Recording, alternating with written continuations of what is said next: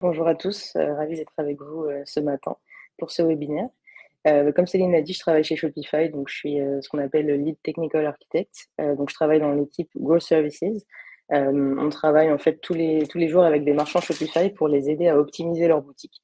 Donc c'est pas le cas des marchands qui veulent arriver sur Shopify, comme c'est souvent le cas en freelance. Là, c'est vraiment le cas de marchands qui ont déjà leur boutique, et qui l'ont souvent depuis plusieurs années et qui veulent l'optimiser, augmenter leurs revenus. Donc ça passe par 4 types de services. On les aide sur le SEO, sur ce qu'on appelle le CRO, Conversion Rate Optimization, la performance de leur boutique et enfin une partie un peu plus générale qu'on appelle développement web, où là, en fait, on peut développer des fonctionnalités custom pour eux, et sinon répondre à toutes leurs questions sur Shopify sous la forme de sessions de consulting avec eux. Donc ça, c'est ce que je fais aujourd'hui chez Shopify, et après tout à l'heure, on parlera un peu plus de quand j'étais freelance, puisque comme Céline l'a dit, effectivement, j'étais développeuse freelance spécialisée en Shopify les 5 dernières années avant de rejoindre Shopify il y a un an tout pile. Voilà. Donc si vous voulez, on va pouvoir commencer pour ce workshop aujourd'hui. Je jetterai un œil sur le sondage et je garde aussi un œil sur le chat. Donc n'hésitez pas si vous avez des questions tout au long de la présentation. J'y répondrai en direct, à moins que ce soit une question un peu plus longue qui demande une réponse plus aboutie. Dans ce cas-là, je répondrai à la fin. Mais voilà, n'hésitez pas. Le but, c'est pas que je parle toute seule pendant une heure. Ce serait bien que ce soit un minimum vivant pour vous. Donc voilà, n'hésitez pas à utiliser le chat. On va commencer. Donc, pour cette présentation, j'ai prévu 4 parties. Donc d'abord, je vais vous faire une introduction rapide sur l'histoire de Shopify, savoir comment l'entreprise a démarré et où elle est aujourd'hui. Ensuite, on va parler des premiers pas en freelance. Donc quels sont les types de missions que vous pourrez avoir en tant que freelance spécialisé en Shopify, si c'est quelque chose que vous voulez faire. Parce qu'en fait, Shopify est un produit tellement grand que, que 2 freelances Shopify peuvent faire des missions complètement différentes. Donc on verra ensemble la typologie de missions et des exemples aussi concrets. Ensuite, troisièmement, on verra quels sont les outils et ressources importants pour démarrer. Et enfin, on parlera du statut de Shopify Partner. Donc tous les freelances qui travaillent sur Shopify ont ce statut, et on verra donc ses avantages et comment gérer cette partie-là. Voilà pour la présentation. J'espère que c'est clair. N'hésitez pas si vous avez des questions. Et bonjour à Julien qui nous dit bonjour dans le chat. Donc, comme je vous l'ai dit, donc rapidement, on va parler de l'histoire de Shopify. Pourquoi je veux parler de l'histoire de Shopify? Parce qu'en fait, souvent on pense que c'est une boîte beaucoup plus récente qu'elle ne l'est réellement. En fait, Shopify, c'est une entreprise qui a 20 ans. Je sais qu'en Europe, ça a vraiment explosé ces dernières années. Mais ouais, c'est une entreprise qui a 20 ans. On a fêté les 20 ans l'année dernière. Il y a eu tout un rassemblement à Toronto pour l'occasion, où toute l'entreprise s'est rassemblée. Donc là, on est dans la 21e année. Comment Shopify a commencé? Donc, je ne sais pas si vous aviez entendu parler de la toute première boutique Shopify qui s'appelle Snow Devil. En fait, à la base, le fondateur de Shopify, Tobias Lütke, peut-être que vous avez entendu parler de lui, voulait créer donc une boutique où il voulait vendre des snowboards, parce qu'il est passionné de snowboard. Et en fait, il a trouvé aucun outil lui permettant de faire ça simplement. Et il y a beaucoup d'histoires qui commencent comme ça. Et comme Tobias, c'était un développeur, donc ça l'est toujours, il s'est dit, puisque l'outil n'existe pas pour me permettre de créer ma boutique, je vais le créer moi-même. Donc c'est ce qu'il a fait.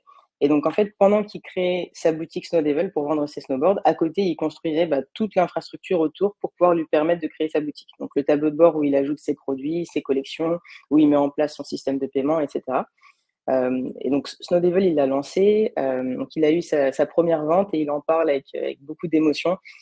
C'était vraiment le moment qui a fait clic dans sa tête, de se dire, ce sentiment que j'ai eu quand j'ai reçu ma première commande de quelqu'un que je connaissais pas, c'est quelque chose que je pense que beaucoup de personnes veulent vivre. Donc je vais vraiment essayer de pousser ça et de donner envie aux gens de créer leur boutique en ligne. Et donc Snow Devil, ça a pas trop bien marché en réalité. C'est une boutique en ligne qui est par définition saisonnière. Il y avait pas mal de commandes en hiver, et puis en été, forcément beaucoup moins. Et donc ce business-là n'a pas perduré, mais en fait il s'est rendu compte que toutes les personnes à qui il parlait autour de lui étaient très très très intéressées par la technologie qu'il avait développée pour créer Snow Devil, donc en fait qui était le début de Shopify. Donc Snow Devil est mort, le projet a pris fin, et il s'est concentré sur Shopify, sur cette technologie-là. Et ensuite, il a fondé l'entreprise en tant que telle avec 2 autres cofondateurs en 2006. Donc voilà comment Shopify a démarré. Donc c'était vraiment parti d'un cas d'usage concret. C'est une boîte qui est créée par des entrepreneurs à la base. Ensuite, l'entreprise a grossi, elle est cotée en bourse depuis 2015. Euh, et donc aujourd'hui, la vision, c'est vraiment de permettre à chacun de créer sa propre boutique en ligne. Et donc ça va de l'entrepreneur qui démarre, donc comme Tobias à ses débuts, jusqu'aux entreprises pardon, qui valent plusieurs millions de dollars, voire des milliards. Je vous ai mis quelques exemples de marchands. En vrai, il y en a énormément, il y en a plusieurs millions, mais j'essaie de mettre peut-être des exemples qui vous parleraient plus. Donc, on a Fenty de Rihanna qui est sur Shopify, on a Gymshark qui fait plus d'1 milliard de chiffre d'affaires, Ami Paris récemment, Pollen. Euh, voilà. Quand vous ferez de plus en plus de missions sur Shopify, vous apprendrez à avoir un peu l'œil pour reconnaître une boutique Shopify. Et donc, je pense que vous développerez petit à petit une déformation professionnelle qui consiste à vérifier immédiatement si c'est bien une boutique Shopify. En général, c'est sur la page de checkout qu'on le voit vraiment. Donc, la dernière page, là où on procède au paiement. Euh, mais quand ça fait vraiment plusieurs années que vous travaillez là-dedans, vous arrivez à le voir même dès la page d'accueil. Donc voilà. Euh, voilà pour l'histoire rapide de Shopify. Et donc en chiffres, donc plusieurs millions de marchands, comme je l'ai dit. Au niveau du business model de Shopify, c'est un SaaS, Software as a Service. Donc en fait, les marchands, quand ils créent leur boutique Shopify, ils souscrivent à un abonnement. Donc ça commence à 29 $. En réalité, il y a aussi un plan un peu plus petit qui s'appelle le plan Starter, mais qui a pas toutes les fonctionnalités. C'est vraiment juste, vous avez juste une page produit. Le premier vrai abonnement, c'est celui à 29 $. Et ensuite, ça va jusqu'au plan Shopify Plus, qui est à 2300 $, où là, vous avez vraiment euh, plus de fonctionnalités. Et c'est souvent des entreprises qui font plusieurs millions de chiffre d'affaires à l'année. On a aussi un App Store sur Shopify, j'en parlerai plus après, mais il y a un peu plus de 8000 apps aujourd'hui sur l'App Store, donc l'écosystème est vraiment, vraiment bien développé. Et on a passé un milestone récemment. Depuis la création de Shopify en 2004, tous les marchands qui vendent sur la plateforme ont généré plus d'1 trillion de dollars de ventes. Donc personnellement, j'avais jamais vu 1 trillion écrit, donc c'était assez impressionnant. Et en fait, quand on regarde aussi la courbe, on se rend compte que la croissance, elle est vraiment exponentielle. C'est pas régulier depuis 2004, c'est vraiment ces dernières années, il se passe vraiment quelque chose dans l'e-commerce et sur Shopify. Donc voilà, voilà pour le rapide aperçu sur l'entreprise. Est-ce que vous avez des questions jusqu'ici ou est-ce que ça va? Est-ce que je peux continuer? Je vois qu'il y a eu beaucoup de bonjours dans le chat, pas de questions jusqu'ici. A priori, c'est clair. N'hésitez pas si vous en avez. Je vois que vous êtes en train de taper. Ok, ça va. Je vois des emojis. Parfait. Donc on va continuer. Donc pour, euh, je suppose que vous êtes tous freelance, ou en tout cas vous voulez l'être bientôt potentiellement. Si ça vous intéresse de commencer à prendre des missions sur Shopify, donc à travailler avec des marchands Shopify, on va parler maintenant des différents cas que vous pourriez avoir, différentes missions qui pourront vous être proposées. Mais avant ça, je voulais me présenter rapidement. Juste, c'est pas tellement pour présenter mon parcours, c'est plus pour vous dire que il n'y a pas besoin d'avoir fait une école de développement web ou quelque chose comme ça pour se lancer dans Shopify. C'est un outil qui s'apprend vite. Donc moi, par exemple, avant, j'étais en droit à la base. J'ai étudié le droit des affaires. Ensuite, j'étais en école de commerce pour un master. Et ensuite, après ça, j'ai fait donc, ce qu'on appelle un bootcamp en développement web. Je pense que c'est de plus en plus répandu, mais en gros, c'est une formation en accéléré. J'ai fait le wagon pour ceux qui connaissent. Et donc, c'était pas forcément un parcours qui me prédestinait spécialement à l'e-commerce. C'est juste, voilà, j'ai suivi mes intérêts euh, et j'ai suivi ces trois formations. Et en fait, quand j'ai terminé le bootcamp de développement web, je me suis dit, j'aimerais bien me lancer en freelance. Donc, j'ai créé mon profil sur Malte, comme sûrement beaucoup d'entre vous l'ont fait. Et en fait, une des premières missions qui m'a été proposée sur la plateforme, c'était une mission pour créer une boutique Shopify. Donc, c'est comme ça que ça a commencé.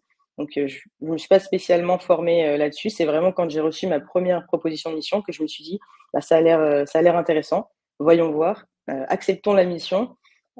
J'ai un peu prétendu que je savais faire ce qui était demandé. Ce n'était pas le cas. J'ai appris sur le tas, comme je pense beaucoup d'entre vous. Donc voilà, c'était rapidement pour vous dire si aujourd'hui vous étudiez quelque chose qui n'a rien à voir avec Shopify, c'est pas du tout un problème. Au contraire, les marchands sont de plus en plus friands d'autres perspectives en fait. Ils sont contents d'avoir quelqu'un qui a un œil frais, une vision extérieure et qui peut les conseiller sur autre chose. Quand j'étais freelance, j'avais beaucoup de personnes autour de moi qui avaient des parcours complètement différents. Notamment, j'avais des amis qui avaient fait des études plutôt dans la mode. Et donc, ça leur a permis d'avoir certaines facilités sur des missions avec des marchands qui étaient dans l'industrie de la mode. Donc voilà, je ne sais pas ce que vous avez comme parcours, mais pas besoin d'avoir fait une école de code, une école d'ingénieur ou quelque chose comme ça. Ensuite, donc pour la typologie de mission que vous pourrez être amené à recevoir en travaillant avec des marchands Shopify, en fait, ça commence souvent avec donc la création de boutiques, toute simple. C'est souvent le premier type de mission que vous recevez. Pourquoi? Parce qu'au démarrage, votre TJM, donc votre taux à la journée, est bas comparé au reste du marché. Et donc, en fait, les missions que vous allez attirer, c'est les missions où les entrepreneurs n'ont pas forcément un budget énorme. Donc, quand vous allez démarrer, mettre votre profil sur Malte, vous n'allez pas tout de suite être contacté par je sais pas, Ami Paris pour que vous puissiez modifier leur site. En général, c'est des primo-entrepreneurs qui vous contactent et qui vous disent voilà, j'ai une idée, je voudrais. Moi, par exemple, la personne qui m'avait contacté en premier, elle voulait vendre des soins pour cheveux. Et donc, c'était vraiment le cas typique du primo-entrepreneur qui vient de démissionner, qui a le chômage et qui se lance pour créer son premier projet. Donc, souvent, c'est ça qu'on a au début. Potentiellement, ce sera les premières missions que vous recevrez. J'en parlerai un peu plus après. Ça, c'est vraiment le sommaire. Ensuite, le deuxième type de mission que vous pouvez avoir, c'est customiser une boutique qui existe déjà, donc qui est déjà sur Shopify. Le marchand a déjà ses marques, mais il a besoin d'ajouter des fonctionnalités. Troisième type de mission, c'est un développement d'applications publiques pour l'App Store, donc on en parlera après. Et quatrièmement, vous pouvez être amené aussi à développer des applications custom. Idem, j'expliquerai juste après ce dont il s'agit. C'est grosso modo les 4 catégories de missions quand on se lance en freelance sur Shopify. Donc voyons ces quatre types de missions un peu plus en détail. Donc la création de boutique, donc comme je vous l'ai dit, c'est avec des primo-entrepreneurs souvent et qui ont un budget assez réduit. Donc dans ce cas-là, en fait, il va pas y avoir beaucoup de customisation à faire en général. Donc vous n'allez pas avoir besoin de coder énormément. En fait, quand on démarre sur Shopify, on a déjà installé sur la boutique ce qu'on appelle un thème. Donc, pour ceux qui ont fait un peu de WordPress avant, c'est l'équivalent d'un template. Donc, c'est grosso modo un site qui est déjà préfait pour vous, qui a déjà des sections, des pages qui sont créées. Et c'est à vous ensuite d'aller ajouter votre propre contenu. Donc, d'aller ajouter vos images, vos vidéos, vos textes, vos produits, etc.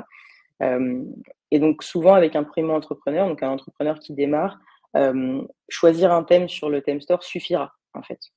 Vous allez parcourir avec lui différents thèmes, présenter les fonctionnalités, présenter aussi les différents designs et voir ce qui lui convient le mieux. Et ensuite, une fois que le thème a été sélectionné avec le client, il y aura peut-être quelques modifications dans le code à faire à la marge, un peu d'HTML, un peu de CSS, un peu de JavaScript, mais souvent ça va pas aller chercher bien loin, en tout cas pour ces premières missions.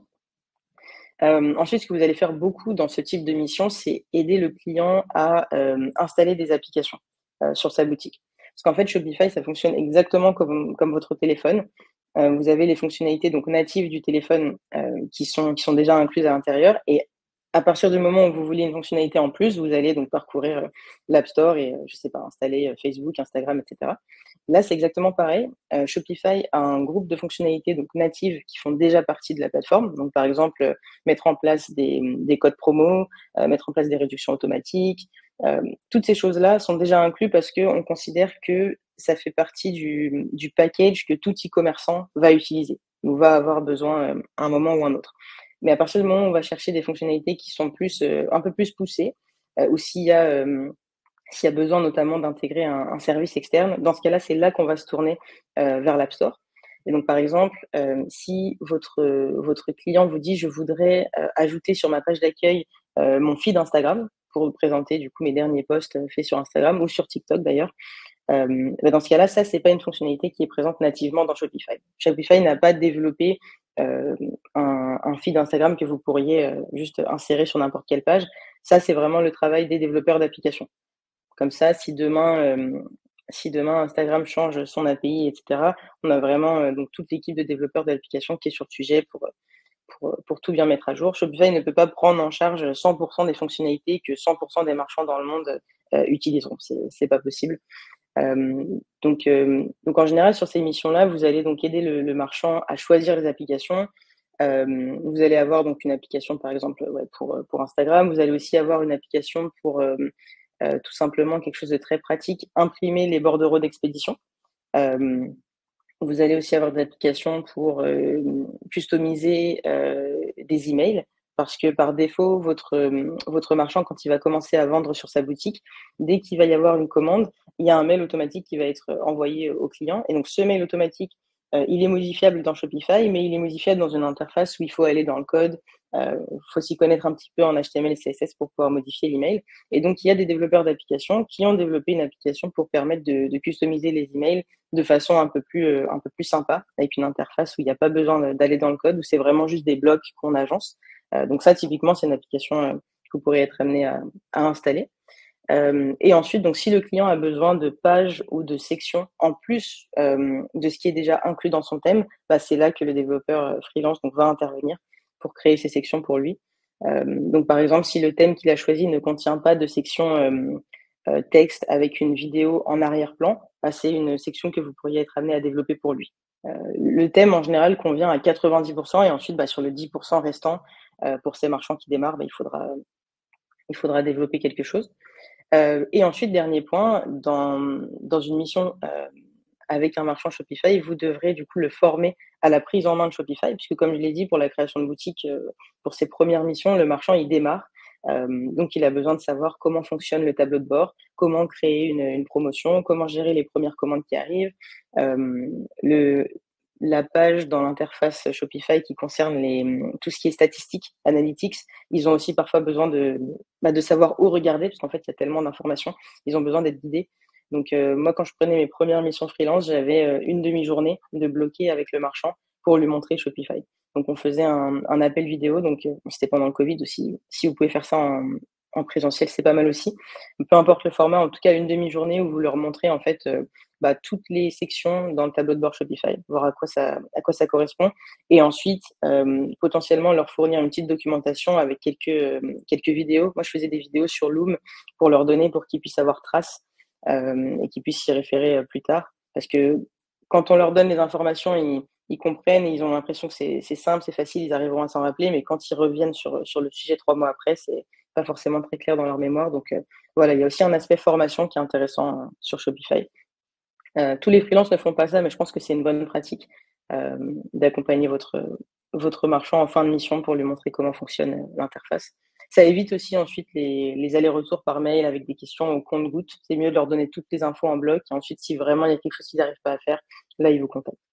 Donc voilà pour le premier type de mission, donc la création de boutique. Et vous avez aussi le cas des marchands qui ont déjà une boutique, mais ailleurs. Donc, par exemple, ils ont une boutique sur WooCommerce ou sur PrestaShop et ils veulent passer sur Shopify. Donc, c'est toujours techniquement une création de boutique sur Shopify, mais dans ce cas-là, le marchand a déjà de l'expérience et a déjà aussi des données. Par définition, il a déjà ses produits, déjà ses collections, déjà des clients. Et donc, dans ce cas-là, vous allez créer la boutique Shopify, mais il y aura tout un aspect aussi migration des données vers Shopify. Donc, on a des applications pour ça qui vous permettent de faire ça très simplement. Mais voilà, je voulais juste vous indiquer en termes de wording, la création de boutique, ça peut être une création dans le sens première boutique pour le marchand, mais aussi une migration s'il en a déjà une ailleurs. Voilà pour le premier type de mission. Des questions jusqu'ici ou ça va? Je continue. Je vois que le chat est très calme. Ah, il y a quelques personnes en train d'écrire. Très intéressant, merci. Ok, super, ben on continue, n'hésitez pas. Donc ça, c'était le premier type de mission. Ensuite, le deuxième type de mission, c'est, pardon, je vais avancer la slide. Hop. C'est donc customiser une boutique qui existe déjà, donc qui existe déjà sur Shopify. Donc là, c'est le cas typique donc, du marchand qui a sa boutique depuis 1 an, 2 ans, 3 ans et qui recherche un freelance pour apporter des modifications. Donc il arrive un peu à la limite de ce qui est possible dans son thème, ou bien il a une autre idée, il a vu, je sais pas, chez un concurrent une page. Qu'est-ce qu'on peut avoir par exemple dans le cas des marques qui ont beaucoup de boutiques physiques, en général, une demande qui revient beaucoup, c'est de faire une page qu'on va appeler donc Store Locator, où le client va pouvoir voir toutes les boutiques, et notamment les boutiques qui sont autour de lui. Donc ça, en général, c'est un besoin qui n'arrive pas au démarrage de la boutique. Un marchand qui commence n'a pas forcément le besoin, mais aussi ne pense pas forcément à avoir une page comme celle-ci. Ça, c'est typiquement une demande qui arrive dans un second temps. Donc voilà, customisation d'une boutique qui existe déjà. Donc dans ce cas-là, vous allez donc créer des pages entières pour le marchand ou bien créer seulement des sections Et ce que je voulais dire pour les sections, en fait, vous verrez quand vous testerez l'outil, si ça vous intéresse, quand vous installez un thème Shopify, en fait, un thème, c'est rien d'autre qu'un ensemble de sections. C'est-à-dire que les développeurs du thème, ils ont choisi d'avoir une section texte, une section colonne. Vous pourrez avoir, par exemple, 3 colonnes côte à côte. Ils peuvent avoir choisi une section bannière, par exemple. Et en fait, ces sections, l'idée, c'est que toutes les modifications dans la section, donc par exemple ajouter un titre, un sous-titre, une image, etc. Toutes ces modifications se font dans la section à travers ce qu'on appelle le theme customizer, donc l'éditeur de Shopify dans lequel le marchand peut modifier les différentes pages de sa boutique. Et en fait, l'idée quand vous allez customiser une boutique existante, c'est pas de rendre le marchand dépendant de vous, et c'est pas non plus l'idée de faire en sorte qu'ils doivent aller dans le code régulièrement. L'idée, c'est que le marchand, ils doivent pas aller dans le code. S'il a besoin d'y aller, il fait appel à vous, mais on veut vraiment pas créer de dépendance. Donc en fait, si demain le marchand vous dit j'ai ma section bannière, je la trouve très bien dans mon thème, elle est vraiment super, mais par contre, j'aimerais avoir la main sur la couleur du titre, par exemple. Et c'est pas un réglage qui a été inclus par les développeurs du thème. Vous avez la main sur l'alignement du titre, mais il manque la couleur. Eh ben, au lieu d'aller dans le code et de ce qu'on appelle hard-coder, donc d'écrire en CSS, le titre va désormais être en rouge, dans la couleur qui vous a indiqué. Ça, c'est vraiment pas la bonne pratique parce que à partir du moment où il voudra modifier ensuite la couleur, il devra soit faire appel à vous, soit aller dans le code et trouver l'endroit où couleur rouge a été écrit. Potentiellement, il va faire une erreur, il va mettre une virgule où il fallait pas et ça va casser la logique de la page. L'idée, c'est de créer ce qu'on appelle un setting, donc un réglage dans la section elle-même, où en fait, vous allez donner la main au marchand pour sélectionner la couleur qu'il souhaite. Donc en fait, au lieu d'écrire couleur rouge, vous allez indiquer que le setting que vous ajoutez, c'est ce qu'on appelle un color picker. Et donc lui, il aura donc une palette de couleurs sur laquelle il pourra sélectionner la couleur qu'il souhaite. Donc à chaque fois qu'un marchand va vous demander une customisation, l'idée, c'est vraiment de lui donner la main pour mettre en place cette customisation aujourd'hui, oui, mais aussi penser dans un second temps qu'il puisse faire la modification sans avoir besoin de vous. Et de la même façon, s'il vous demande d'ajouter, je sais pas, un encart promotionnel quelque part, vous n'allez pas arriver dans le code et juste copier-coller l'encart promotionnel là. Vous allez créer donc des réglages dans la section pour qu'il puisse choisir un titre pour cet encart promotionnel, un sous-titre, un texte, etc. Potentiellement choisir est-ce que ce sera placé à gauche, à droite, et surtout, ça c'est oublié par beaucoup de freelances, ajouter un setting pour activer ou désactiver cette nouvelle section en fait. L'encart promotionnel, typiquement, c'est pas quelque chose qu'on va vouloir avoir toute l'année. On va vouloir donner la possibilité au marchand via un petit switch de dire bah, aujourd'hui je l'affiche, mais dans 3 mois potentiellement je le cacherai. Voilà. Euh, je sais que souvent on peut se dire bah non, on a envie que le marchand il ait besoin de nous, donc on va le mettre dans le code comme ça s'il a besoin de changer il reviendra, on le facturera et tout, mais ça c'est vraiment pas la bonne façon de faire. Aussi bien pour vous que pour le marchand, parce que c'est passionnant pour personne d'aller changer quelque chose dans une ligne de code. Je pense que ce qui est le plus passionnant pour un freelance, c'est vraiment de créer les sections, de voir aussi l'impact qu'on a sur le marchand, de voir que bah, avant de faire appel à vous, il se sentait un peu limité, il avait des idées mais il ne pouvait pas les mettre en place, et grâce à vous, il se sent beaucoup plus autonome sur sa boutique. Donc voilà pour la customisation d'une boutique existante.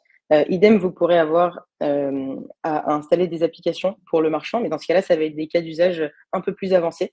Parce que comme je vous le disais, du coup, le marchand a déjà eu sa boutique depuis quelques mois, quelques années.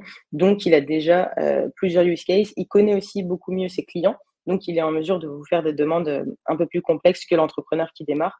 Donc là, potentiellement, il pourra vous dire, bah, j'aimerais bien que dans le panier tiroir, le card drawer, sur la droite, on mette en avant tel produit et tel produit, et ensuite potentiellement mettre en place des conditions. Je veux que ces produits soient mis en avant dans le panier si dans le panier, le client a déjà tel produit, par exemple. Ça, c'est des demandes un peu plus complexes.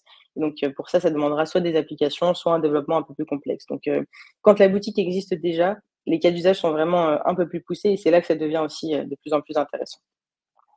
Donc, il y a Geneviève qui nous dit dans le chat, absolument, il faut créer des solutions sur mesure mais extensibles. Mes clients Shopify reviennent précisément parce que mes applications les rendent autonomes. C'est exactement ça, Geneviève, c'est au niveau du wording, c'est exactement ça. Des solutions sur mesure mais extensibles. Ça, c'est vraiment la direction qu'il faut avoir en tête quand vous prenez vos premières missions sur Shopify. Et sur toute autre plateforme d'ailleurs, mais là, on parle de Shopify. Et le dernier point dont je voulais parler concernant la customisation de boutiques existantes, c'est le fait que les marchands aiment bien aussi avoir quelqu'un qui leur permet d'avoir une vision à 360 degrés sur leur business. Donc, c'est-à-dire qu'ils ne veulent pas simplement avoir un exécutant, souvent. Euh, c'est vrai que beaucoup de marchands vont arriver et vont vous dire, bon, j'aimerais bien que cette section soit construite. Voilà, vous leur faites un devis pour cette section, vous développez la section et ils sont contents. Mais ce pourquoi ils travaillent aussi avec des freelances, c'est pour apprendre des expériences que le freelance a eues avec d'autres clients. Donc, si vous arrivez et que vous dites, bon, bah, vous voulez mettre en place ça dans le panier, sachez que moi, sur mon autre client, on a mis en place quelque chose d'un petit peu différent et on a eu des résultats vraiment, vraiment super. Est-ce que vous voudriez tester ça? Ça, c'est quelque chose dont le marchand Shopify est très, très preneur, très friand. Donc voilà, c'est pas quand on est développeur freelance Shopify, on est aussi un peu conseiller du marchand. Donc bien sûr, faut pas croire qu'on va être expert dans tous les domaines, hein, chacun son expertise, mais au moins parler aux marchands des expériences que vous avez eues à côté et des idées que vous avez, c'est toujours bon à prendre. C'est comme ça que vous ferez la différence par rapport à d'autres freelances qui vraiment juste exécutent, ce qui est déjà très bien exécuté, c'est déjà une grande partie du travail. Et voilà, avoir cette dimension conseil, ça se fait aussi très bien. Donc ça, c'était pour la deuxième typologie de mission que vous pourriez avoir en tant que freelance. Et ensuite, on a donc la troisième qui est le développement d'applications publiques. Alors là, c'est ce dont je parlais tout à l'heure, l'App Store de Shopify. Donc vous avez un peu plus de 8000 apps, il me semble. Euh, Là, le cas, donc c'est comme je vous le disais, c'est pour accéder à des fonctionnalités qui ne sont pas incluses nativement dans Shopify. Et donc, parfois, vous allez avoir quelqu'un qui va vous contacter sur Malte pour vous dire, bah voilà, j'ai eu cette idée d'application publique. Je pense que c'est un cas d'usage qui est comment on appelle ça, qui est partagé par beaucoup de marchands. Je pense que ça vaut le coup de faire une application. J'ai eu en tête une idée de prix aussi à mettre en place, le montant de l'abonnement. Est-ce que vous pourriez développer ça pour moi? Euh, pour être totalement transparent, c'est pas les demandes les plus courantes. En général, quand quelqu'un veut développer une application publique, ils aiment bien recruter le développeur ou bien ouais, monter une entreprise juste autour de cette application. Ils vont pas forcément prendre un freelance qui n'a pas fait d'application avant. Donc, c'est pas le type de mission le plus courant, mais c'est quand même, ça arrive quand même. Je pense que c'est bien de connaître ce cas-là. Euh, et donc, pour des exemples d'applications publiques, je voulais en citer quelques-uns juste pour que vous ayez quelques idées. Donc, tout à l'heure, on a parlé des feeds Instagram. Donc, par exemple, on a l'application InstaFeed qui fait ça très bien. Quand je vous parlais tout à l'heure de customisation d'emails, on a une application qui s'appelle Orderly Emails et qui fonctionne très bien pour ça. Et on a aussi beaucoup d'applications publiques autour de ce qu'on appelle les avis clients. Donc, Judge Me, par exemple, qui est une application d'avis clients très connue. Ils ont passé récemment la barre des 500 000 marchands qui utilisent leur application. Donc voilà, vous verrez, il y a des applications pour tous les sujets et ça peut être aussi un projet intéressant d'en développer une. Je parlerai un peu plus tout à l'heure des différentes technologies que vous pouvez utiliser pour faire ça et aussi des business models autour des applications. Euh, ça viendra dans un second temps. Et ensuite, ce qu'on a comme voilà, le second temps c'est ici, pardon, je croyais que c'était un peu plus tard. Au niveau du développement d'applications publiques pour Shopify, donc vous pouvez faire ça dans la technologie de votre choix. Donc on a la possibilité d'utiliser Remix, d'utiliser Ruby on Rails, d'utiliser PHP. C'est vraiment selon vos préférences. Je ne sais pas s'il y a des développeurs parmi nous aujourd'hui. J'ai pas posé la question, mais si vous avez déjà une stack de préférence, une stack technique, bah gardez-la. La meilleure stack, c'est la stack dans laquelle vous êtes à l'aise et là avec laquelle vous serez le plus efficace et le plus à l'aise oui, pour ajouter des fonctionnalités. Donc, si vous êtes déjà habitué avec Ruby, gardez Ruby, ne vous forcez pas à apprendre Remix, par exemple. Remix, c'est ce qu'on recommande et c'est ce qu'on recommande aux développeurs qui démarrent et qui veulent faire leur première application. Mais si vous avez déjà vos réflexes dans une autre technologie, vous pouvez garder ça. Je vois qu'on a des développeurs parmi nous. Bah, super, super. Et Geneviève nous dit, App Public, ce sont souvent des agences ou des SaaS qui veulent une intégration native à Shopify pour une solution qu'ils vendent déjà. Oui, ouais, ouais, tout à fait. En fait, pour les applications publiques, il y a tellement de use cases qu'effectivement, ça peut être un service externe qui décide de développer son application. Donc, par exemple, qu'est-ce qu'on a Qu'est-ce qu'on a? On a par exemple Crisp, qui est une application française de chatbot, qui permet d'avoir un chatbot sur votre site. Crisp, ils ont des intégrations avec beaucoup de plateformes et ils ont fait du coup une intégration spéciale pour Shopify. Donc, ils ont fait leur propre application pour l'App Store de Shopify. Donc ça peut être des entreprises comme ça ou ça peut être aussi des développeurs indépendants qui sont tout seuls derrière leur application et qui ont identifié un besoin, souvent quand ils étaient freelance et qui ensuite se mettent à plein temps sur l'application pour essayer de développer. Donc dans ce cas-là, c'est pas une entreprise qui préexistait déjà. On a un peu tous les cas. Et donc comme je vous le disais, donc différentes technologies et Shopify pour vous aider met à disposition des templates d'applications sur GitHub. Donc vous avez un template basé sur Remix et d'autres également. Donc n'hésitez pas à les utiliser pour gagner du temps. Et le quatrième, ah non, c'est vrai, j'avais rajouté cette slide. Ah, décidément, je vous avais mis beaucoup de détails concernant les applications publiques. Alors, je voulais juste vous donner un petit aperçu de certaines applications françaises, puisqu'on fait ce webinaire aujourd'hui en français. En fait, soit vous allez développer donc l'application publique pour un client qui vous le demande, soit vous pouvez, comme je le disais juste avant, avoir une idée et vous lancer. Et donc, on a beaucoup d'entrepreneurs en France qui ont choisi cette voie-là, et notamment deux développeurs français d'applications Shopify, Matt de Souza et Axel Hardy. Matt de Souza est pas mal connu parce qu'il tweet beaucoup, il communique beaucoup sur ce qu'il fait. Il a commencé, je crois que c'était pendant le Covid, White Bundle, je pense que ça a commencé en 2020. Il a créé sa première application Shopify et il s'est laissé prendre au jeu.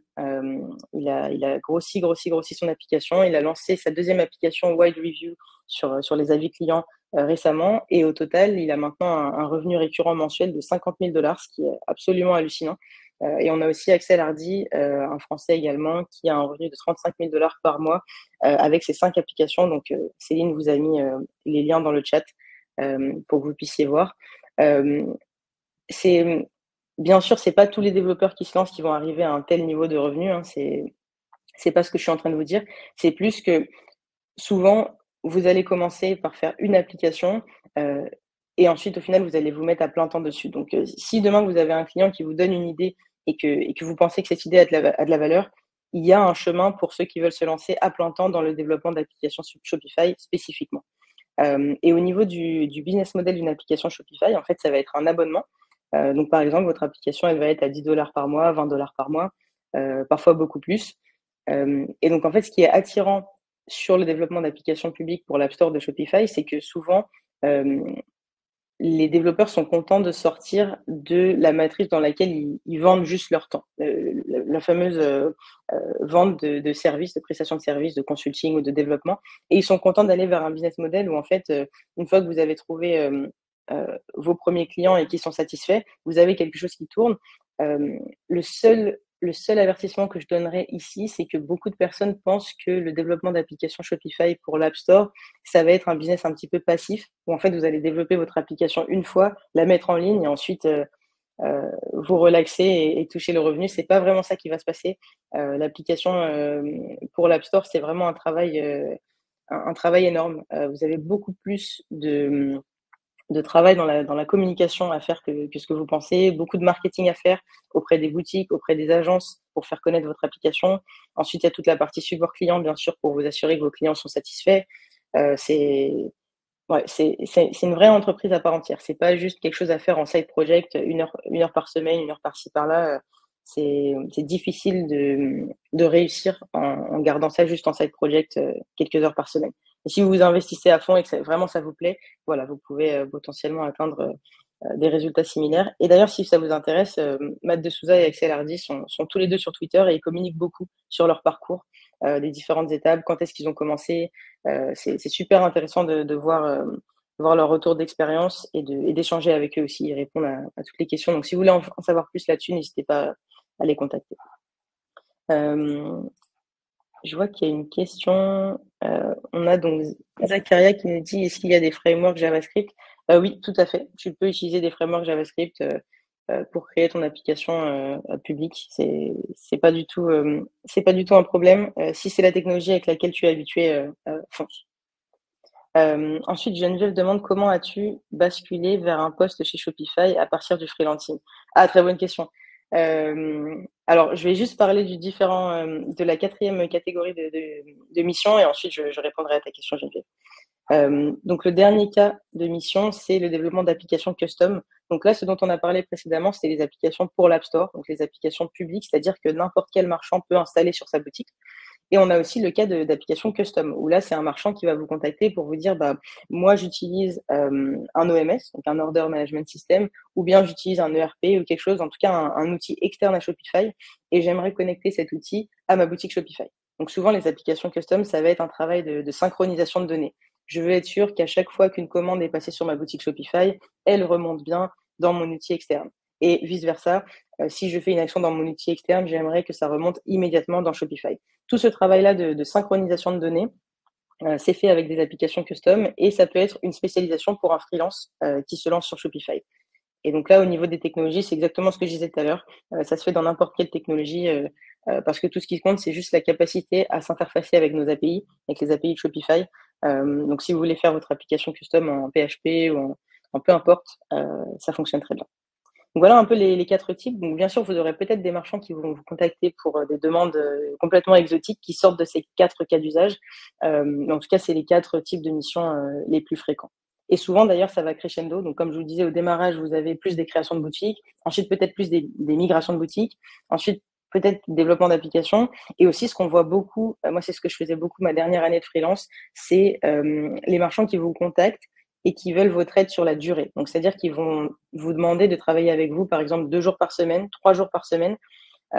Donc ça, c'est quelque chose qui se fait beaucoup, mais ça change pas la typologie de mission que je vous ai présentée puisque ce sera toujours dans ce cas-là, ce sera de la customisation d'une boutique existante. C'est juste que c'est le format de mission qui peut changer.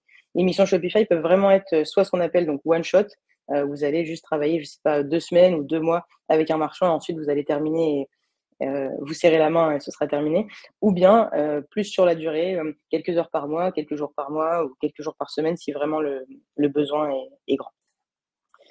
Voilà. Et donc ensuite, après ça, on verra les outils et ressources, mais je vais juste répondre à la question de Geneviève juste avant, donc, qui demandait comment as-tu basculé vers un poste chez Shopify à partir du freelancing. Donc comme je vous l'ai dit, moi j'ai commencé donc sur Shopify en 2019, juste après avoir terminé ma formation en développement web au Wagon. J'ai fait ça pendant 5 ans. Et pendant les 5 années, en fait, je communiquais beaucoup sur les projets sur lesquels je travaillais avec des marchands Shopify. Donc, j'ai pris l'habitude de faire des posts sur LinkedIn et aussi pas mal sur Twitter. C'était un peu mes deux plateformes où je disais, bah voilà, je suis très contente d'avoir travaillé avec tel marchand le mois dernier. Voici ce qu'on a mis en place. Voici une petite vidéo d'une fonctionnalité qu'on a ajoutée sur la boutique. Voici les résultats. Euh, et, euh, et en fait, bah, au fur et à mesure, Shopify a, a commencé à prendre note de ma présence, à me contacter et à me dire ah bah c'est sympa le post que tu as fait, dis-en-nous plus sur cette mission-là, comment ça s'est passé, etc. Au fur et à mesure, ça s'est transformé en collaboration. Ils m'ont proposé de faire des workshops pour eux, donc des workshops un peu comme celui-ci, mais plus axé Shopify, plus technique, à destination d'agences notamment. Donc j'ai commencé à travailler de façon de plus en plus étroite avec l'entreprise jusqu'à la fin 2023 du coup, où ils m'ont contacté et ils m'ont dit bah on te propose ce poste dans notre équipe Growth Services où c'est en fait sensiblement la même chose que ce que tu fais en freelance, c'est juste que ce sera des marchands plus grands, un impact plus grand et puis voilà faire ça à l'intérieur de la maison mère si je puis dire. Donc voilà. Comment j'ai eu ce poste en communiquant sur ce que je faisais en freelance beaucoup et en étant à l'écoute des opportunités, si je puis dire. J'avais toujours en tête que j'aimerais bien rejoindre Shopify à un moment ou un autre, mais je savais pas quand est-ce que ça se ferait. J'avais pas d'idée de poste spécifiquement. C'était plus comme ça quand je discutais avec mes amis freelance de se dire bah, s'il y a une entreprise qu'on rejoint un jour, une entreprise pour laquelle on serait prêt à arrêter le freelance, bah, ce serait Shopify. Et au final, voilà, ça s'est fait comme ça. Euh, J'espère que ça répond à ta question, Geneviève. Je vois qu'on a aussi une autre question dans le chat de Cécile qui demande comment t'es-tu formée à Shopify. Alors, comment je me suis formée à Shopify? Bah, c'est parfait, ça fait le pont avec les outils et ressources que je vais vous montrer tout de suite. Donc, comment je me suis formée? Donc, d'abord, j'ai créé ma première boutique pour tester, donc ce qu'on appelle une boutique de développement. Voilà, j'ai fait comme si j'allais lancer une boutique. J'ai ajouté des produits faux, des collections, des images, du texte pour voir un peu comment manipuler l'outil. Et j'ai fait ça assez rapidement. Enfin, je me suis lancée dans le grand bain assez rapidement parce qu'en fait, la première mission qu'on m'a proposée, c'était une mission où le marchand voulait que je l'aide donc à créer sa première boutique, comme je vous le disais au début de ce webinaire. Mais ce qui était particulier, c'est qu'il voulait que je l'aide à créer la boutique avec lui, en fait, chez lui, Et donc, il fallait que je lui montre et qu'il n'y ait pas d'hésitation, si vous voulez. Je pouvais pas faire ça et, de mon côté et galérer chez moi en cachette. Il n'y avait pas de cachette du tout. Donc, du coup, comment je me suis préparée pour cette première mission, c'était en créant moi-même ma propre boutique de test. J'ai aussi passé énormément de temps, bien sûr, dans la documentation de Shopify et j'y passe encore aujourd'hui énormément de temps, tous les jours. Il n'y a pas un seul jour où je ne check pas la documentation.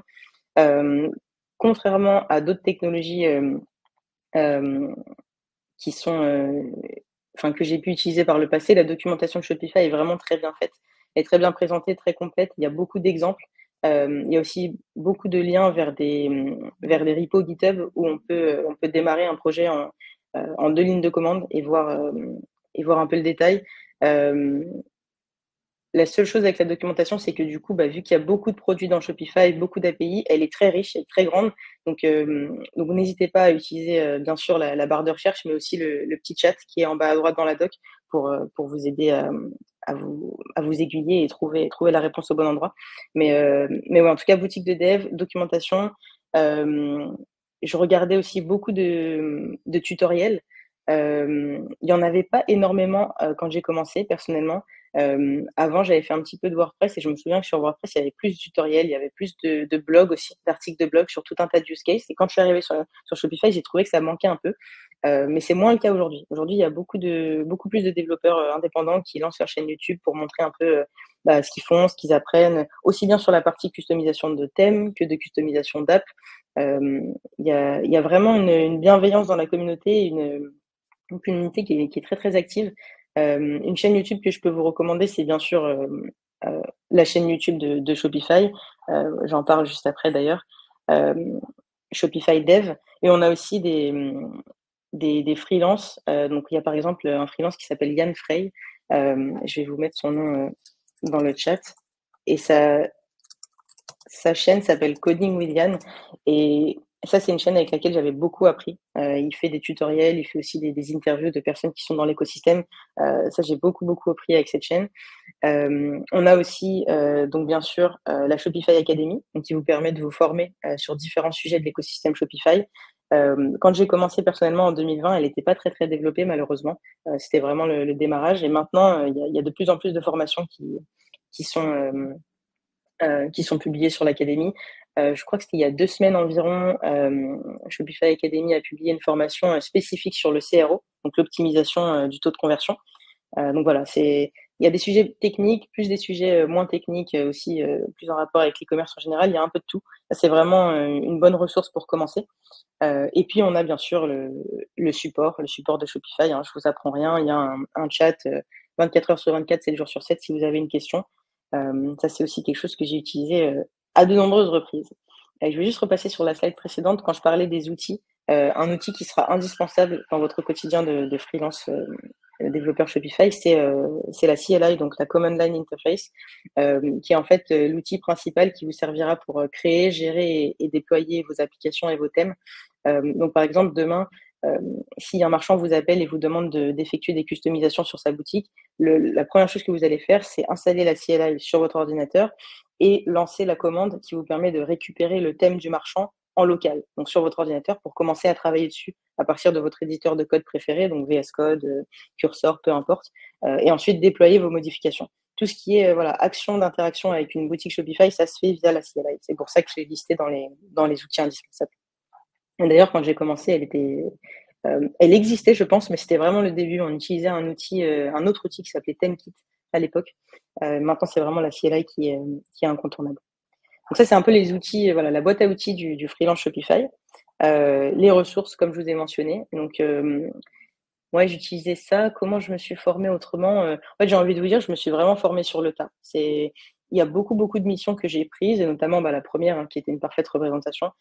J'ai pris ces missions sans savoir à 100% comment j'allais faire euh, pour, euh, pour réaliser la mission, en réalité. Et ça, je pense que c'est quelque chose qui est propre à la tech, mais vous le verrez vraiment beaucoup dans Shopify. Toutes les demandes que vous allez avoir, vous ne pouvez pas connaître 100% des use cases, donc vous allez avoir des demandes où vous allez vous dire ah oui, bah ça j'ai aucune idée de comment on fait, mais c'est pas grave. On regarde dans la documentation, on teste, on essaye de prévoir avec le marchand une deadline qui soit pas trop serrée pour que vous ayez le temps de développer la fonctionnalité et d'apprendre au passage. Mais ouais, je dirais que la majorité des choses que je sais aujourd'hui sur Shopify, c'est vraiment en faisant. C'est comme ça aussi qu'on trouve les limites de l'outil, qu'on voit, ouais, qu'on voit les limites. Il y a pas mal de limites, on les voit dans la doc, mais ça nous parle pas forcément. C'est vraiment en faisant le projet pour un marchand que là, on se rend compte, et qu'on apprend. Et on a François-Xavier qui nous partage dans le chat une bonne ressource aussi, c'est Liquid Weekly. Tout à fait. Liquid Weekly, pour ceux qui aiment les newsletters, c'est la newsletter phare sur Shopify.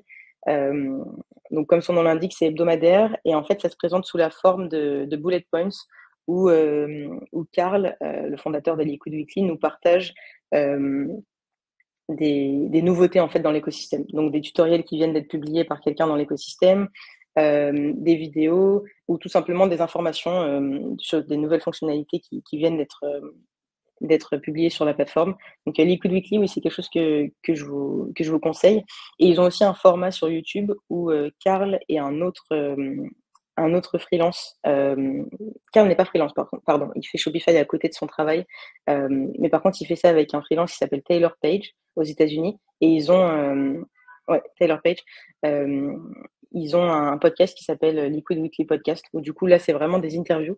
Et ils interviewent plein de personnes dans l'écosystème. Et notamment, ils ont interviewé le fondateur de Shopify, dont je vous parlais au début du webinaire, Tobias Lutke. Je crois que c'était il y a un mois à peu près. Donc, vous pouvez retrouver cette interview sur leur chaîne YouTube. Très bonne ressource. Merci François-Xavier pour le partage. On a pas mal de questions. Je vais peut-être finir la présentation et ensuite je prends vos questions. Donc juste pour finir sur le statut de Shopify Partner, ce que je vous disais tout à l'heure, je vous disais que pour apprendre, j'avais créé donc ma première boutique de développement. En fait, la boutique de développement, c'est vraiment une notion super importante. Quand vous voulez créer votre boutique aujourd'hui sur Shopify, soit vous créez votre boutique comme les marchands le font, donc via l'essai gratuit. Vous avez un essai gratuit de 3 jours. Donc dans ce cas-là, vous avez 3 jours pour vraiment mettre sur pied votre boutique et ensuite la publier publiquement. Ou alors, vous créez donc votre compte Shopify Partner. C'est gratuit, ça prend quelques minutes l'inscription. Et dessus, vous pourrez créer donc ce qu'on appelle les boutiques de développement, où en fait là, vous n'aurez pas de date limite. Pour développer votre boutique. Donc pour les développeurs, c'est parfait. Vous avez tout le temps pour tester des thèmes, tester des applications, créer des faux produits, voir comment ça fonctionne. Donc vous avez deux cas. Vous avez soit une boutique de développement pour vous, pour faire vos tests, ou vous avez aussi la boutique de développement que vous créez pour un client.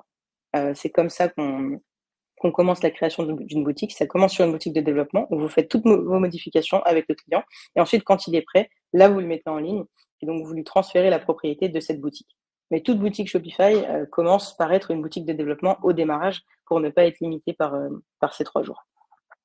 Donc, dans votre compte Shopify Partner, vous allez retrouver tous vos projets Shopify. Donc, toutes les boutiques sur lesquelles vous travaillez, elles vont être listées sur la même page. Que ce soit des boutiques que vous ayez créées vous ou bien des boutiques sur lesquelles vous avez été invité pour faire des modifications, vous les retrouverez toutes au même endroit. Vous retrouverez aussi toutes les applications que vous allez créer, si vous en créez bien sûr, et tous les thèmes que vous allez créer, si vous en créez bien sûr.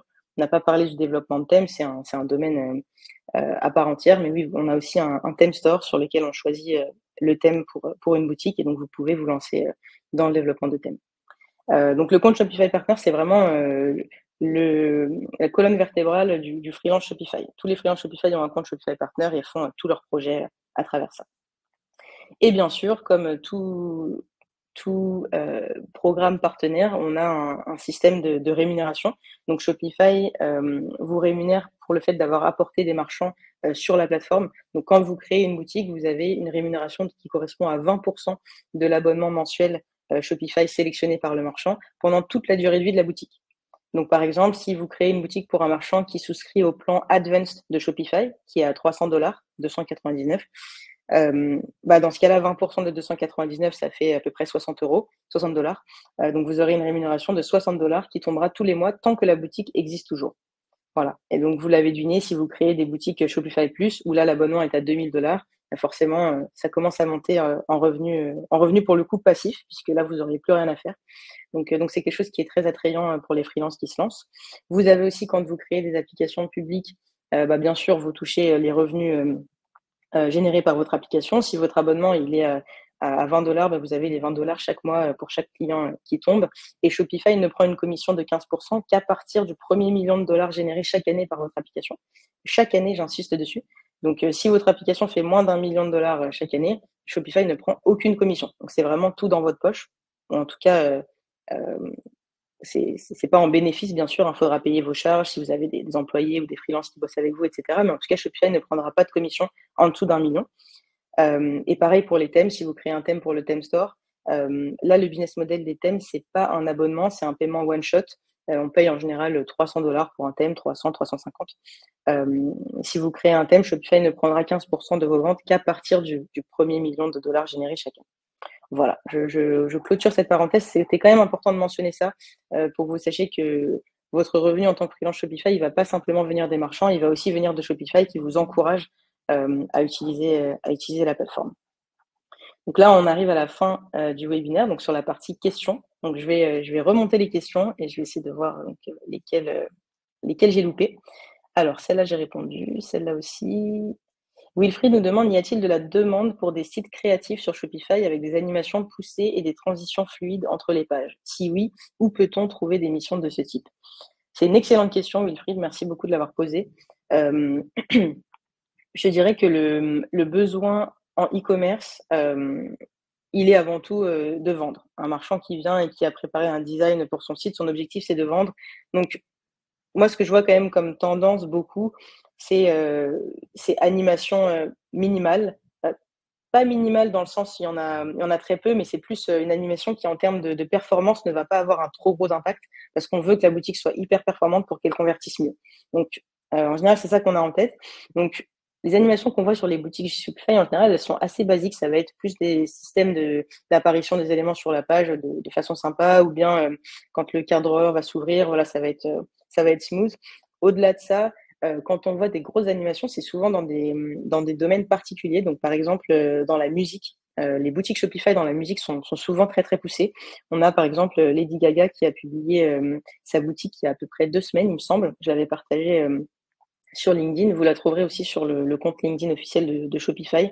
Il y avait une vidéo qui a été faite dessus. Lady Gaga, pour le coup, elle est vraiment allée à fond sur les animations. Le site, il est vraiment magnifique. Il y a eu un travail incroyable. Mais c'est parce que c'est pas une boutique qui a pour objectif de vendre tout de suite. C'est plus, voilà, je vous emmène avec moi dans mon univers d'artiste. Et donc, c'est ça qui justifie qu'il y ait des animations vraiment incroyables. Donc, c'est pas une tendance que je vois beaucoup, mais c'est aussi plus par peur que ça impacte la performance. Donc, si vous arrivez à présenter à votre marchand que cette animation-là, qui est super poussée, elle impactera pas son site de façon négative, il n'y a pas de raison, il y a pas de raison qu'ils acceptent pas. Mais c'est vrai que c'est pas le réflexe qu'on a premièrement quand on crée une boutique e-commerce. Voilà. Et où peut-on trouver des missions de ce type? Bah, en se dirigeant vers certaines industries comme celle de la musique où c'est plus courant, je vous dirais. Et souvent, dans ce domaine-là, les titres qu'on va trouver, c'est pas tellement freelance développeur, c'est plus creative développeur. Je sais pas si c'est quelque chose que vous avez vu beaucoup. Moi, je vois ça beaucoup, par exemple, avec Webflow. Il y a beaucoup de développeurs Webflow qui sont creative développeurs, donc qui se spécialisent dans les animations. Donc peut-être qu'en testant quelque chose comme freelance Shopify creative developer, tu pourrais attirer plus de missions de ce type. À voir. Là, je pense que le plus dur là-dessus, ce sera la première mission. Et si tu arrives à mettre le pied dans la porte dans une industrie ou dans une entreprise qui aime bien faire ce type de site, dans ce cas-là, ça pourra déboucher sur quelque chose d'intéressant. Il y a Léna qui nous demande... Ah, Léna. Salut, Léna.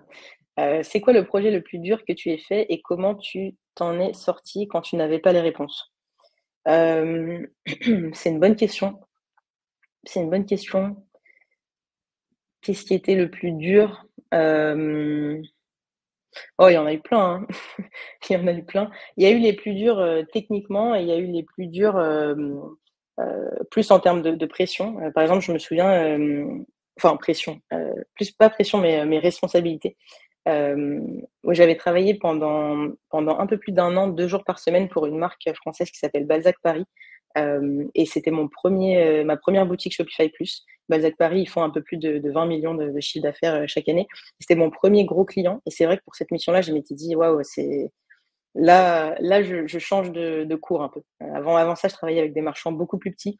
Donc, je me souviens que j'avais pas mal la pression pour ça. J'avais redoublé d'efforts pour me former dans la documentation, pour faire mes tests de mon côté, pour rester aussi à jour. Je me souviens qu'il y avait beaucoup de travail chez Balzac qui consistait à s'assurer que l'équipe restait à jour sur les nouveautés, puisque Shopify sort énormément de nouveautés chaque année. C'était aussi la première mission où je travaillais main dans la main avec une agence, parce que Balzac avait déjà une agence, Zérance. en agence d'errance. Et donc, du coup, je découvrais comment ça se passait eux, ils avaient leur sujet, moi j'avais les miens, on devait s'assurer que la communication était bien transparente pour tout le monde, bien claire. Ça s'était vraiment super bien passé. Donc, c'était la mission qui m'avait paru le plus dur sur le coup, je pense, mais c'est aussi une des missions où j'ai le plus appris. Et c'était aussi une mission où j'allais en présentiel, donc c'était cool de voir l'équipe et ils étaient contents d'avoir quelqu'un à qui poser leurs questions. Et pas tellement leurs questions techniques, mais plus leurs questions sur j'aimerais faire ça dans l'interface, je sais pas trop où ça se trouve, comment faire, etc. Donc, ouais, je dirais cette mission-là. C'était en 2022, il me semble, Balzac. Ensuite, on a Emmanuel qui nous demande: Salut, j'ai vu que tu étais basé sur Londres. Quelle est la part de clients anglophones? Oui, effectivement, je suis basée à Londres et moi, du coup, dans mon quotidien chez Shopify, 100% des marchands avec lesquels je travaille sont anglophones. Je bosse vraiment qu'en anglais. Euh, Même là, on a travaillé avec une agence française la semaine dernière sur des sujets d'optimisation de la performance. On les a formés pour qu'ils puissent être en mesure d'optimiser la performance des boutiques Shopify qui mettaient en ligne. Et même ça, même si l'agence était française, on délivrait quand même en anglais. Donc, c'est vraiment la part de clients anglophones, c'est 100%. C'est 100% dans mon travail. Je vois qu'il reste 3 minutes, donc je vais essayer de prendre le plus de questions possible. Euh, on a Wilfried qui nous demande. Alors, mince. Ah non, Wilfried, c'est bon. Ah, non, deuxième question de Wilfried. Est-il recommandé de créer un thème from scratch si l'on souhaite quelque chose de très personnalisé, notamment avec des frameworks comme Next.js ou Next.js, ou s'il vaut mieux partir d'un thème que l'on personnalise avec le CLI? En fait, tout va dépendre de ton use case. C'est la réponse typique d'un développeur. Ça dépend, mais là, c'est vraiment le cas. Ça dépend. En fait, le thème from scratch, donc ça va dépendre. Si dans la typologie de mission, si c'est un marchand qui démarre, ça va être un thème sur le theme store. Pourquoi? Parce qu'en fait, ils veulent juste démarrer vite et tester leur idée, voir si le produit qu'ils ont en tête se vend. Et c'est tout. Et l'idée, c'est vraiment le time to market. On a envie d'être en ligne la semaine prochaine, donc il n'y a pas du tout le temps pour un thème from scratch et il n'y a pas du tout le budget non plus, parce qu'un thème from scratch, ça prend du temps. Ça prend plusieurs semaines, voire plusieurs mois. Donc, donc non, en général, les marchands qui démarrent, ça va être un thème du theme store et les thèmes from scratch, ça va plus être pour des plus grosses entreprises avec vraiment des besoins hyper poussés, des maquettes poussées. Dans ce cas-là, on se sent un peu limité par les thèmes sur le thème store et donc en général, l'agence va faire un thème from scratch. Et souvent, d'ailleurs, le thème from scratch, c'est un thème que l'agence a en interne. À force de bosser sur des projets euh, qui se ressemblent en termes de fonctionnalité, etc., ils ont une bibliothèque de sections et de blocs qu'ils ont de leur côté et c'est ça qui forme leur thème custom et ensuite ils l'utilisent pour les différentes missions qu'ils prennent après ça. Mais dans ce cas-là, le thème, ça restera la stack classique bien souvent. Ce sera pas forcément des frameworks. Ça dépend. Je t'invite, Wilfried, à regarder, à prendre un thème sur le theme store et voir comment c'est articulé. Et tu verras que, en général, souvent, on se base sur le thème de base qui est donné par Shopify, qui s'appelle Dawn, D-A-W-N, et on part de ça. Il y a beaucoup d'agences qui partent de Dawn, qui enlèvent tout ce dont elles n'ont pas besoin et qui ensuite ajoutent une section custom pour leurs clients. Les thèmes, c'est vraiment un sujet à part. Il faudrait faire un webinaire là-dessus, mais en tout cas, voilà, j'espère que ça te donne les clés. Je vais peut-être te prendre une dernière question. Il y, il y en a vraiment beaucoup. Adrien nous demande, on peut donner un accès administrateur à un freelance, même sur le plan basique? Alors non, en fait, l'accès que vous allez avoir en tant que freelance, c'est ce qu'on appelle un accès collaborateur. Donc, vous allez envoyer une demande via votre dashboard partenaire pour être collaborateur sur une boutique et ensuite le marchand va accepter ou refuser votre demande d'accès collaborateur. Vous ne serez pas admin, vous serez collaborateur ou c'est vous qui allez demander certains accès. Donc, par exemple, si vous avez besoin juste de modifier le thème, vous demandez l'accès juste au thème. Et si vous avez besoin d'avoir les analytics, vous cocherez la case analytics. Donc, voilà, ça s'appelle accès collaborateur. Je vous invite à regarder dans la documentation un peu plus en détail. Voilà, Céline, on arrive à la fin. Je ne veux pas dépasser. Pile. Merci beaucoup, Coralie. Et merci à tous pour vos questions. C'est toujours très enrichissant et interactif. Donc, Donc, merci à tous. J'ai mis dans le chat un Typeform. N'hésitez pas à nous donner votre avis sur ce format. C'est toujours très important pour nous pour continuer à vous proposer des contenus qui vous aident. Et j'aime bien finir les webinars par un dernier mot de nos speakers, un conseil. Du coup, Coralie, quel serait ton conseil pour aider les freelances qui sont suivis aujourd'hui?